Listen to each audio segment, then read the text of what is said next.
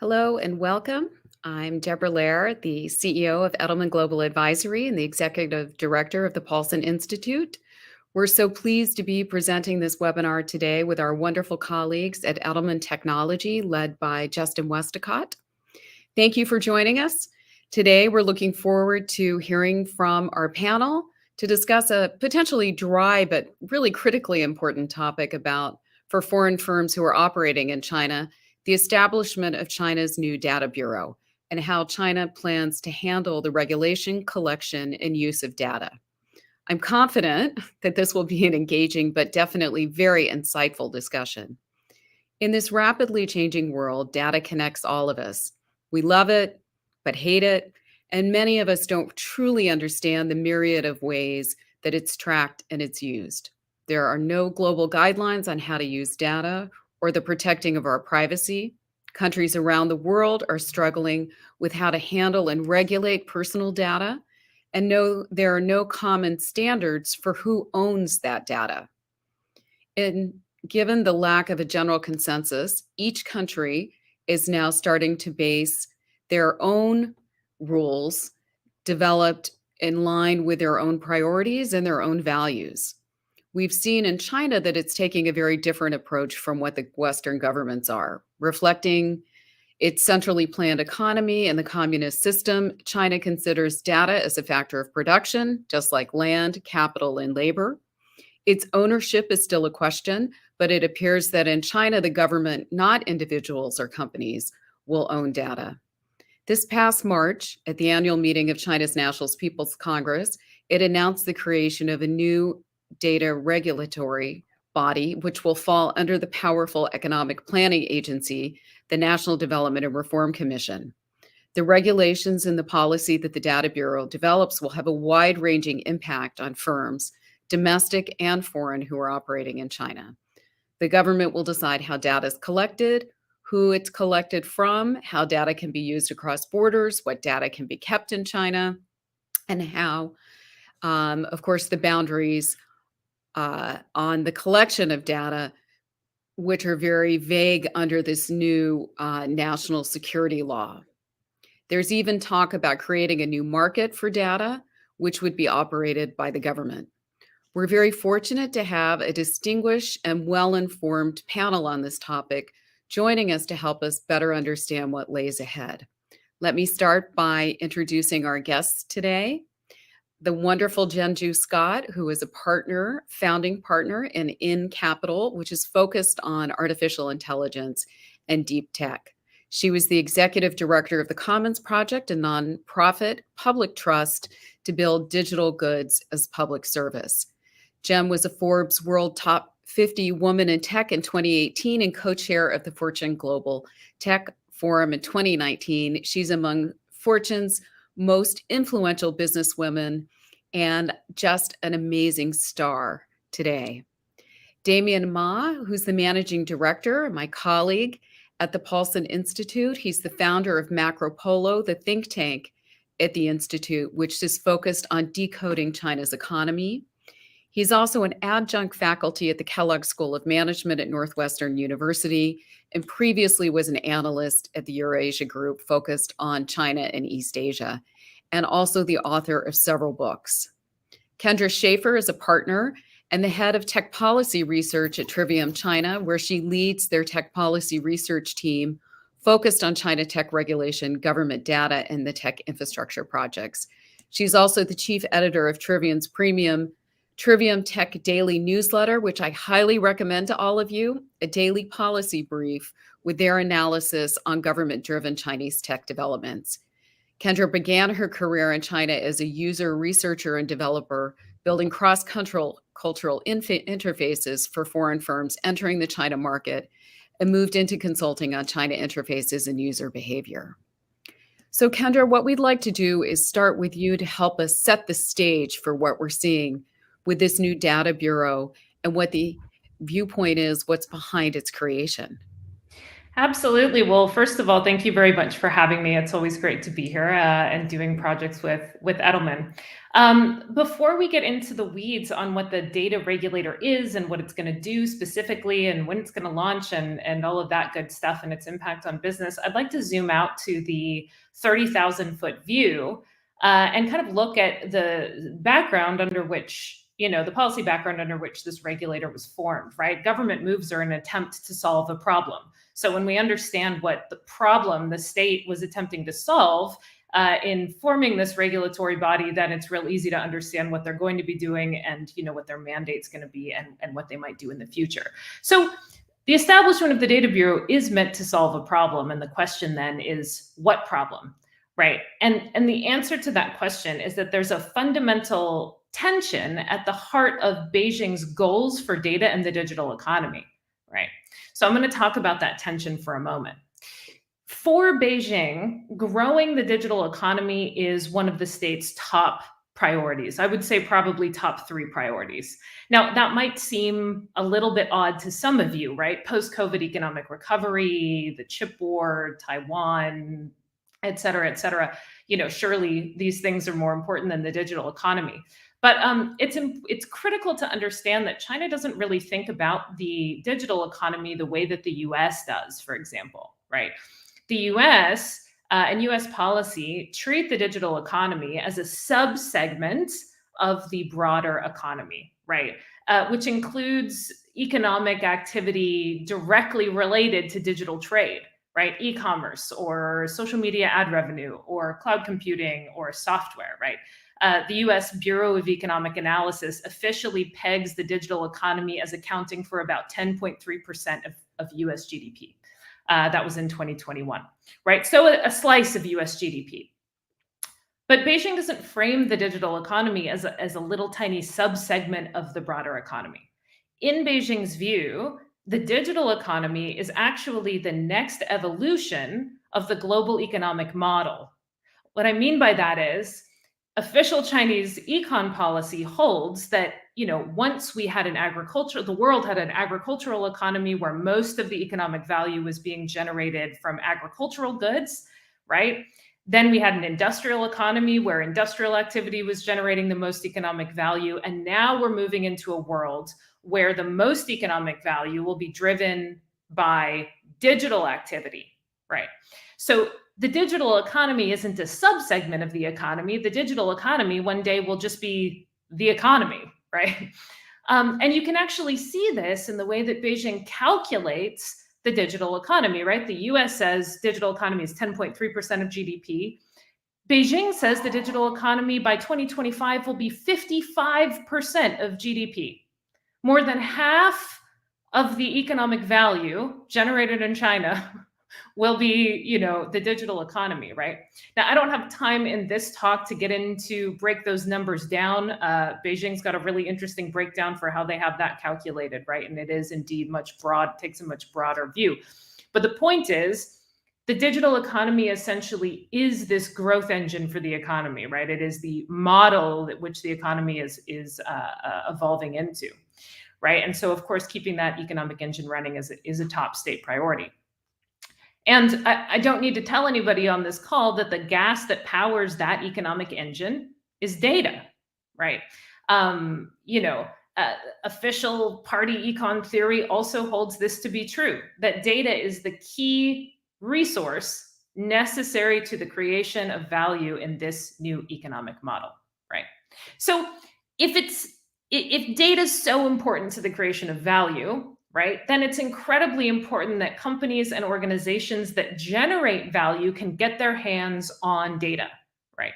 That buying and selling and trading of data, that data flow can happen, and that data can circulate throughout the economy and throughout the market, right?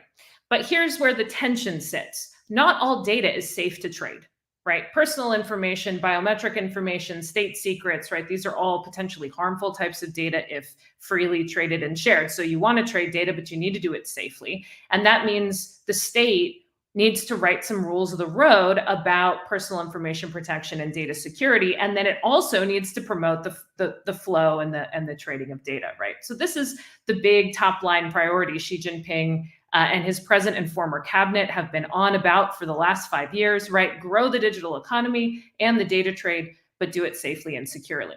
Now, these two ideas are in direct opposition to each other when you think about it, right? Data security means locking data down. It means preventing the free flow of data, right? The most secure kind of data, the pinnacle of data security is locking data in a computer that has no connection to the internet and putting it in a vault and closing the door. It's the, right? It can't flow anywhere. Data trading, right? Generating value is about encouraging the flow of data, right? So the problem here is that until, before the Data Bureau existed, right, until now, essentially, there's only really been one state body that is responsible for data in China, and that is, as most of you probably know, the Cyberspace Administration of China, or the CAC. And they were tasked with both of these KPIs at once, right? Two conflicting KPIs, securing data and growing the digital economy and protecting the digital economy, right? But these are two conflicting goals. And the CAC is a security-focused body, right? It is a censorship organization. It is a security organization. It's a very conservative organization, right, in terms of security. And so there was a big hole here. There was nobody real. So they were really focused on the security angle, as we've seen, and as we will probably talk about later, in this discussion, that the security angle had the most focus because the CAC was so focused on this, and there wasn't really a state body responsible for growing the data market, for facilitating the data trade, right? So we saw a lot of policy conversation about that fundamental tension, and the National Data Bureau was born out of that tension to kind of serve as a counterpoint to the CAC in a certain sense. That doesn't mean those two bodies are necessarily going to be in conflict with each other, although they may, right? Although they may. That's an interesting issue that may arise. But the Data Bureau is essentially here to grow the data trade, to facilitate businesses getting access to data, to build data infrastructure, and to essentially promote the use of data domestically within China and across borders.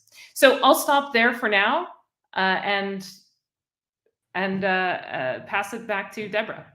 Great. Well, Kendra, I think you've done a wonderful job in setting the stage and really, I think, emphasize the importance of the data sector to the overall community, to the overall economy, which makes sense then that they did put it in essentially the planning agency for the economy. Right. And that's where, right, they're looking at the long-term planning. And Damien and I were just recently in China meeting with a number of the economic team. And there was a lot of discussion about this transition period that we're going through in the economy, where we're still coming out of the old economy and the new economy hasn't kicked in yet enough to drive the overall economy and pull it up. As you said, only about 50% of where we are. So Jen, let's talk a little bit more about this new data bureau. Tell us in terms of what you think its role is, because it's crossing every single sector. It can't possibly be both regulator and implementer. And tell us a little bit about the people that they've chosen to run it and what's behind those choices. Sure, Deborah. Thank you so much. Great to be here always. I think, Kendra did a fantastic job to look at kind of 30,000 view, the historical context in terms of why at this point this data bureau was established. I think the government, Beijing has realized perhaps from 2014, when they started to research digital RMB, the power of digitalize the economy for the entire country for a lot of different agendas in terms of dealing with poverty and regulation, surveillance, etc. It's very, very valuable for the government. But at the same time, the data as a key factor of production, when it was, this was officially getting into the policy in about March or April in 2020. This was already 3-4 years in discussion. In terms of China has witnessed these platform companies, large, e-commerce or social media company, they dominate in terms of the data in China. And there are privacy concerns, there are monopoly concerns. So in order for China to become a very comprehensive, a very well-run digital economy, there are a few problems they need to solve. Number one is the interoperability between using different kind of data. We need to double click on, what kind of data they try to deal with. Primary data directly coming from citizens is extremely sensitive, but then you have normalized the data that's very useful in terms of the study, public health, managing traffic, etc. And then you have process the data, which right now, especially since end of the last year, with generative AI, large model, everything starts to come together, and then you have using artificial intelligence to solve those data. So there are a lot of very nuanced approach that need to regulate, quote unquote, but also it requires a body in China to think about those issues extremely strategically, both thinking about the country's economic needs, but also the digital ambition, combining with very complex a few factors in terms of where AI ambition is, in terms of where digital R&D is, in terms of public health and national security, etc. Up until early this year, there are about 15 departments, national departments in China, are giving out data-related regulations. And that doesn't even include on the regional, provincial levels, and a lot of provincial governments start to have their own departments working on data as well. So that has to stop. For the business community and the society as a whole has to have a consolidated voice, as how China always used to. So National Bureau was established with this kind of context, not only just in terms of the regulate, but also I think there is a very strong indication the strategic thinking will be extremely important task for National Data Bureau. So the two, the bureau head and deputy head, bureau head, he's kind of a typical government, official coming from Sichuan, work all the way up to Beijing with quite high position, but also spent some years in China Telecom. So he has some commercial experience as well, very technical background. But the most interesting person is actually the deputy head, Shen Zuling. Shen Zuling, he, in the past few years, he's a name that, for those who watch closely, has been very interesting individual. He's the one who led what direct translation is data 20 items. So doing that data 20 items is a very detailed policy to not only just in terms of regulate at the few layers of the policy, not just kind of national security in terms of protecting privacy. Those are the typical kind of data regulation approach in the West.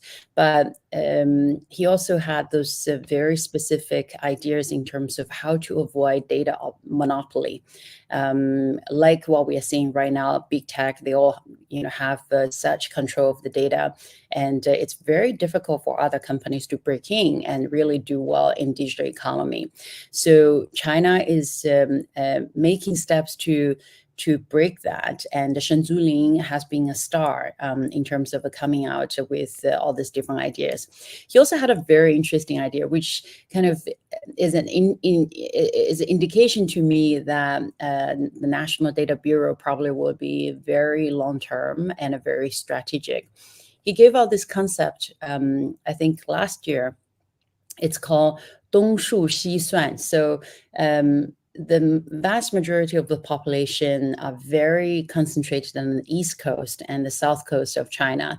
On the West, typically, getting to Tibet or Xinjiang or Sichuan and Gansu, etc., less population, probably not Sichuan, but less population, but a lot of natural resources. And especially on the west, where the geographically China has a lot of big mountains, and so hydro provide very cheap electricity and a lot of space, etc. So he led this concept. 东数西算 means data from the east but processed on the west. So bring the processing power to the west, leveraging the space, the cheap electricity, etc., to balance out geographically in terms of the benefiting from the national data economy. So this is a very bold idea, and obviously will take a lot of effort to get there. But with this kind of leadership appointment, I think there will be very interesting,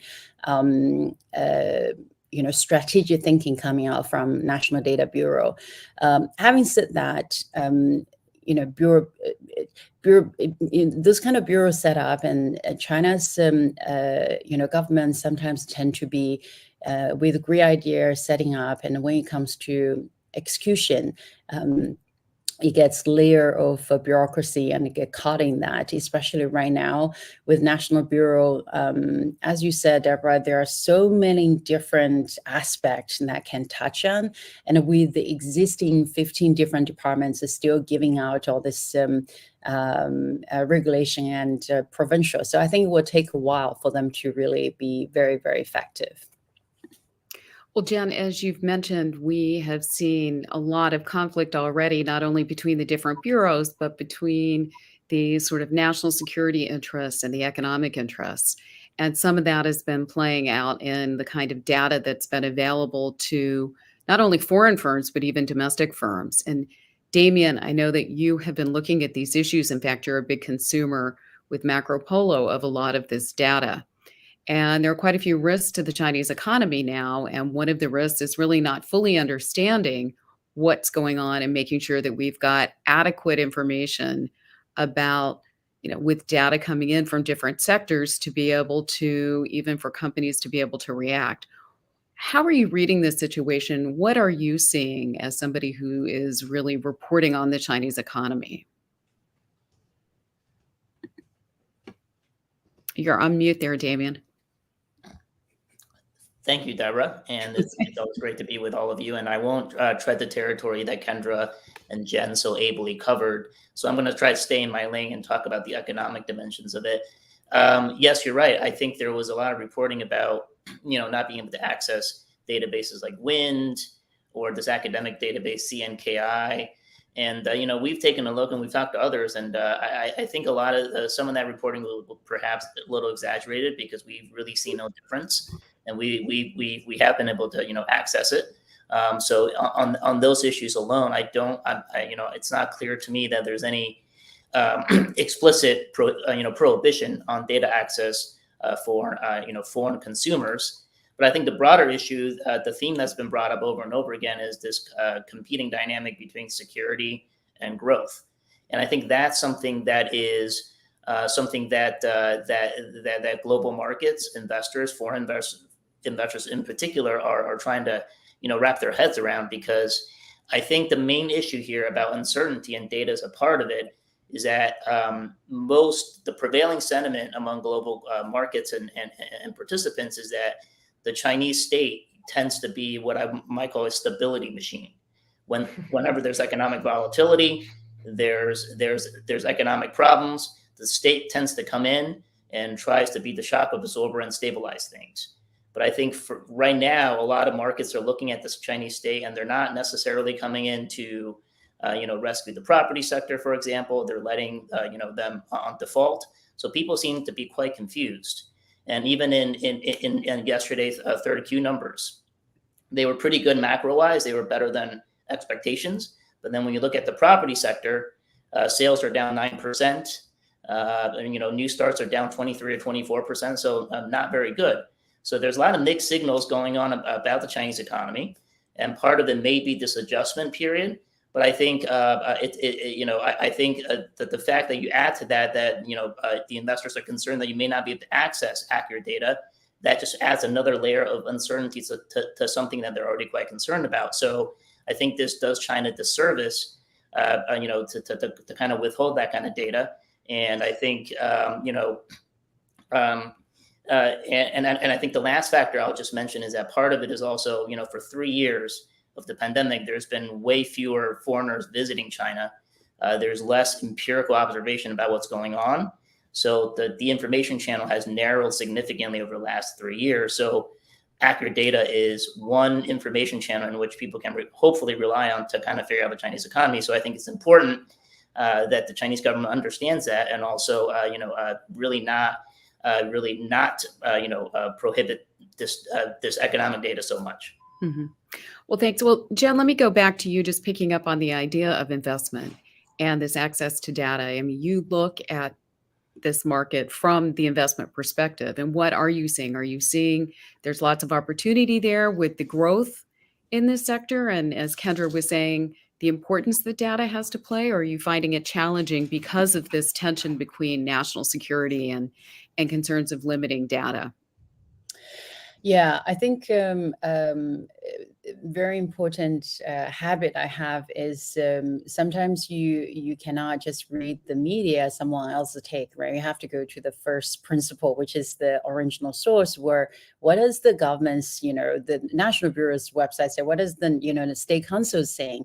And right now it seems like despite all this contradictions and confusions, there are a few things that's quite clear. Number one, China is very clear about its path that will become, probably one of the most comprehensive, if not the most comprehensive digital economy in the world. And it's with such massive scale, there are many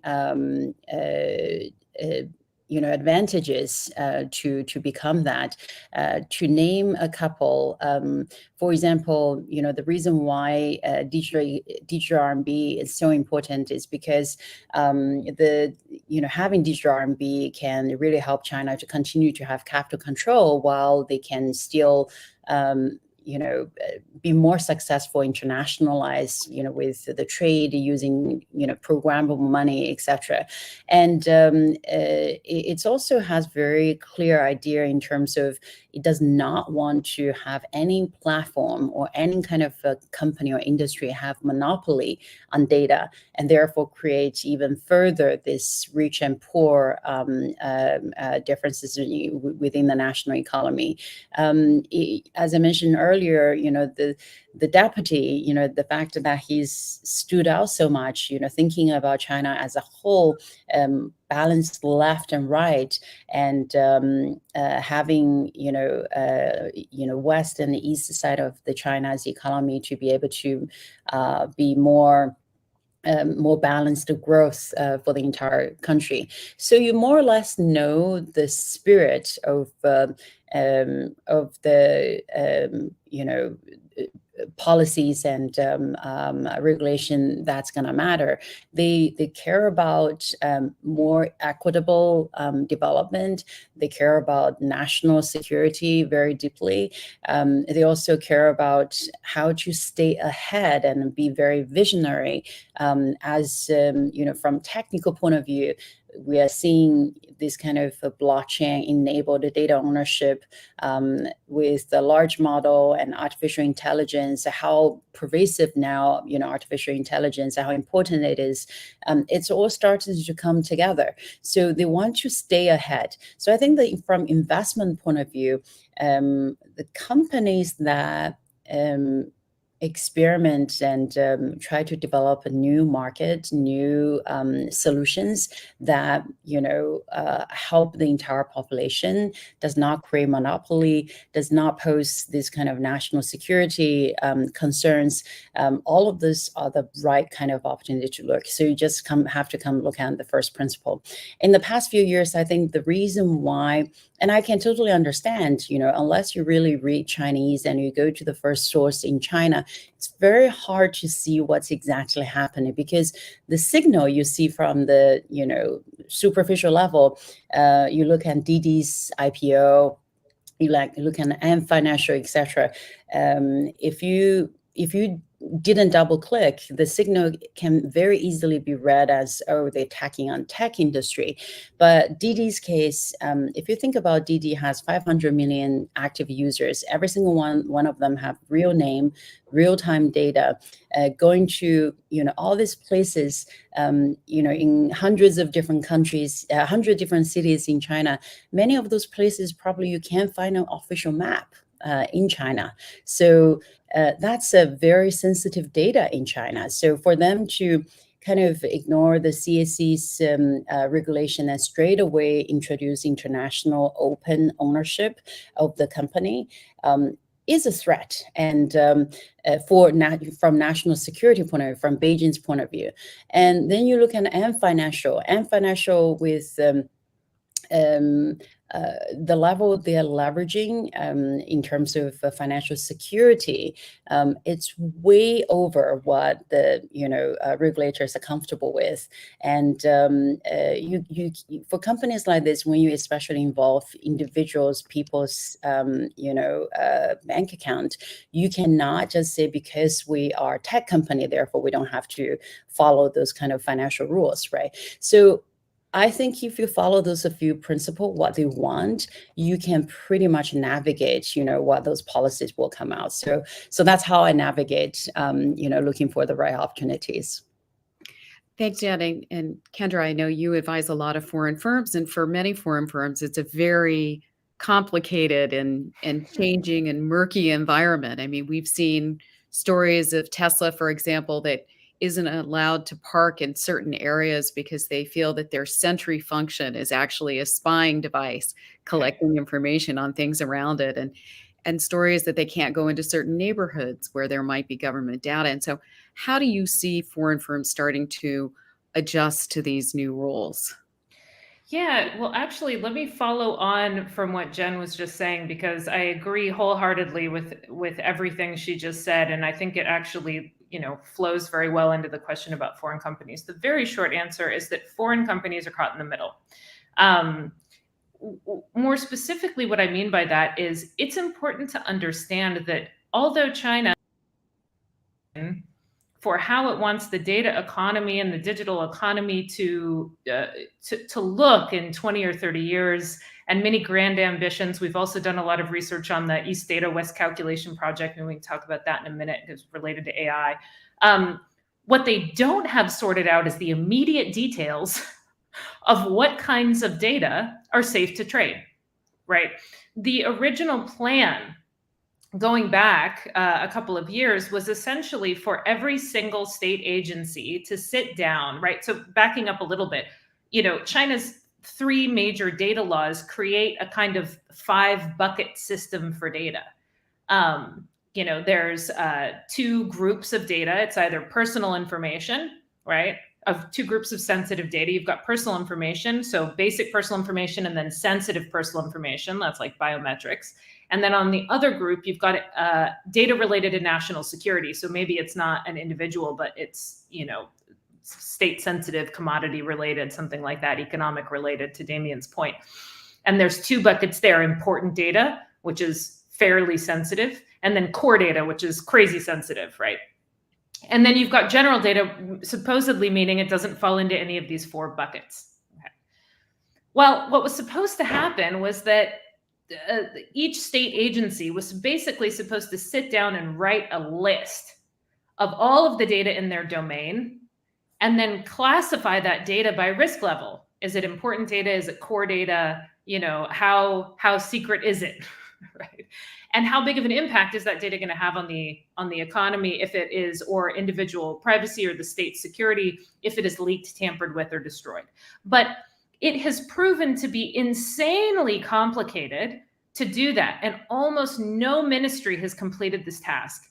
None. Only 1 ministry has really made any progress. That's MIIT. Another couple of ministries have tried to begin and run into immediate complexity and barriers, right? And I love telling this story, actually, because I think it illuminates how difficult it is. There's a policy advisor named Zhou Xiaodong, and he was a guy who was tasked with, he helped, I believe, to write the data security law. he was tasked with helping these regulators figure out how to bucket their data by risk level. And he has been very vocal in the media, both domestically and internationally, essentially saying, and in internal documents that we've seen, essentially saying, I don't know how to do this, actually. And this is incredibly difficult. And I'm not sure we're going to be able to do it. And I don't know how to tell regulators to do it. Right. And so what's going on is that the state is in the very early stages of a very big negotiation process, which the National Data Bureau will almost certainly be a part of guiding in figuring out which types of data are safe to trade and which types of data are not.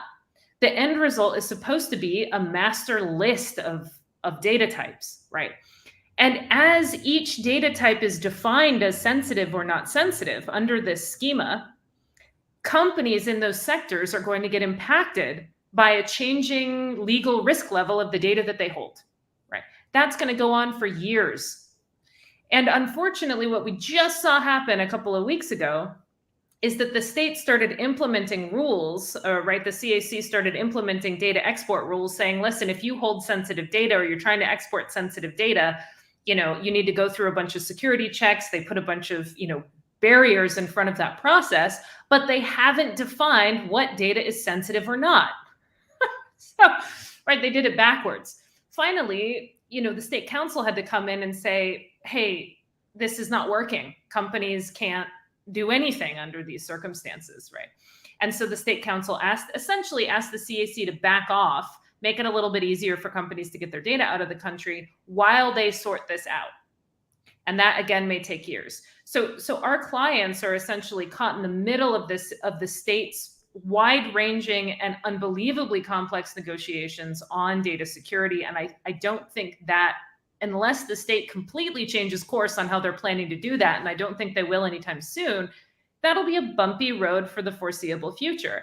At the same time, as Jen said, the state is still very motivated to encourage the flow of data. So there's all this pressure to get that done and get it sorted out, but it is unique. No other country has done it this way, right? And so China is in a very unique position, and companies doing business in China are caught in this, is this data sensitive? Can I let it out of the country? Should we lock this down? It's not okay. Oh, actually, just kidding, it is okay. And so, we can expect that to go on for a while.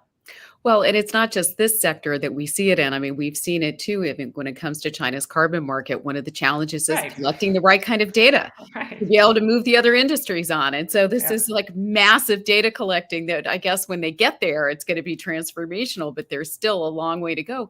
And it is confusing. I mean, in the financial sector, we've seen CAC crack down on flows of financial data, which the whole industry pushes back on, because you can't run a modern system if you don't have access to that kind of data. And I know, Damien, in the tech sector, you've seen this, as we've all read about the crackdown in the tech sector, and you did some very detailed analysis about the kinds of firms that they were cracking down on and now what those changes are. And it'd be interesting to hear some of your analysis of where that stands.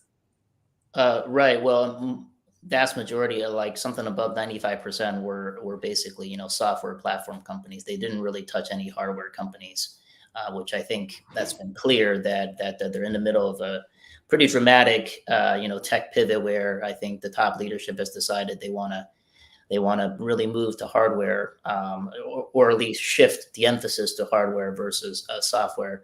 And you're seeing that at the highest levels of the standing committee, where they've created a new science commission. Top leaders like Xi Jinping have come out and said they need more basic research, and they reorganized the Ministry of Science and Technology. So there's a lot of things institutional and resource allocation that's going toward hardware. And I think probably, instead of thinking of the BAT, you probably need a different acronym. That's sort of a combination of CATL and AI in terms of the tech stock memes. So I think that is happening. That is happening in fits and starts. I think, like on the data side, right? Everything's happening in fits and starts, and I think that kind of reinforces, I think, the point that we brought up throughout this panel is, I think there's some contradictions happening, and that is confusing, I think, observers and market participants at a time where there's increasing uncertainty. So I think at a minimum, it's very clear that the Chinese government wants people to have confidence in the economy. So I think one thing to be done is to at least sort of leave a lot of the economic data alone, so that people don't get sort of quote unquote freaked out every time there's something missing or they think they've changed something, which adds to the uncertainty. No, that's an excellent point, because confidence, I mean, when you have the second largest economy in the world and you start hiding data, people wonder what's going on. For example, Right. the youth job number, people freaked out over that. Again, it's all caught up in the sort of the existing uncertainty. So I think any little thing right now kind of makes people a little bit more touchier than they otherwise would be. Exactly. So, as you know, Edelman works with a lot of foreign firms. We have a lot of clients with great interest in China, and would love to just get your thoughts as you're thinking through where things are going, this whole transition period, the role of government in controlling data in China. What should foreign firms be looking out for? What should they be thinking about? Kendra? Yeah, so one, obviously, understanding China's long-term goals here is really helpful for writing out the bumps in the road, right? And this is going to be a bumpy process.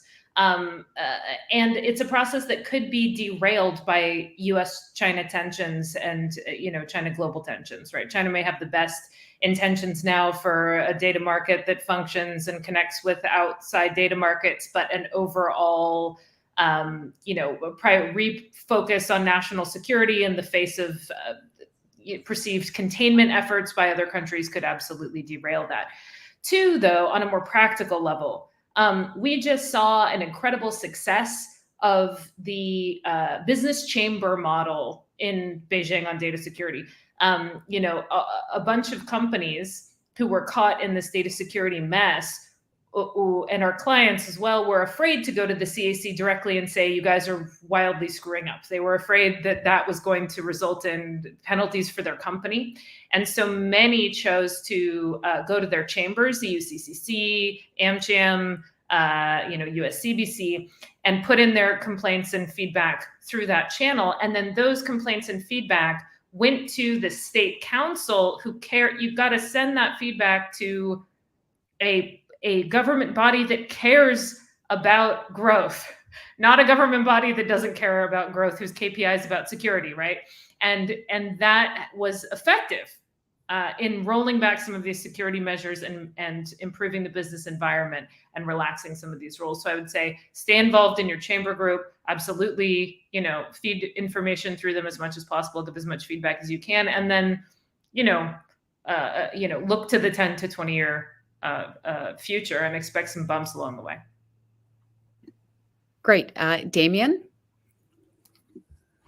Well, I'll just add briefly that, I know this is a session on China specifically, but this is a dynamic that's across the board. The Europeans are regulating, we are regulating. China's not the only one that's got the tension between national security and growth. We see elements of that in the United States as well, which I think is why it makes this whole dynamic so tricky, because everyone's sort of aligning around these two, perhaps contentious themes. And so, I think it would be great if the three major powers like U.S. and China and EU could get together and actually come up with, rules of the road for the digital economy. I know we've been trying with the Europeans, but the possibility of that seems quite low right now. So I just want to put that out there, that this is not a China exclusive problem. And I think companies, wherever they are, based, is going to have to deal with the, specific local conditions. And Jen, your thoughts? Yeah, I think both Damien and Kendra have touched on very important kind of mindset. I will add very important mindset as a foreign company operating in China. Number one, I think right now there are about 44 data exchanges actively in China right now. They are trading data, some of them doing it rightly, some of them not really doing, but all the ownership is kind of government plus private. They're not going away. So this is going to go forward. And there are a couple of kind of mindsets from Beijing. It's really important for any company, especially a foreign company, to remember. Number one, if you break the rule, doesn't matter how high profile you are, they will take you down. if you insist, they will take it down. We have seen that in Ant Financial. We have seen that in DD. Beijing would not care about how arrogant, how entitled, how powerful you are. They will take you down. Number two, China has been very good at making very tough decisions, and especially in the recent few years, but they're not very good at building trust. So they know that. And what we have seen in tech industry, with the right decision with the couple of companies, the damage is that the market, not only just foreign companies, domestic Chinese companies don't trust the market anymore, don't trust the regulators anymore. So this is the great opportunity for you to engage with the government and getting help from Deborah's team, Kendra's team, to directly engage a dialogue. Even with DD and with M Financial, before they made those big steps, CAC and other regulators actually had dialogues with them, but they decided to go ahead. So this is a great opportunity to have a dialogue. I think the government, over the years, I deal with a lot of senior government officials, and behind the door, if you kind of be very sincere in terms of help them to participate and help them to come up with the right idea to approach very tricky issues that globally, as Damien said, is facing, they will actually appreciate that. So don't make them lose face and against what they're trying to say in the public, but try to work with them. And I actually think if you can do those two things, you will come out as a leader in the world's largest market. Well, I think a number of big firms have found that you ignore governments at your peril. So very good advice. I think in this transitory period, we have always found too that while not always going along, at least that the foreign industry can have input into what the policy process is in the development. And it's clear it's very hard to access the security side of the system at the moment, but there are ways of sending messages there.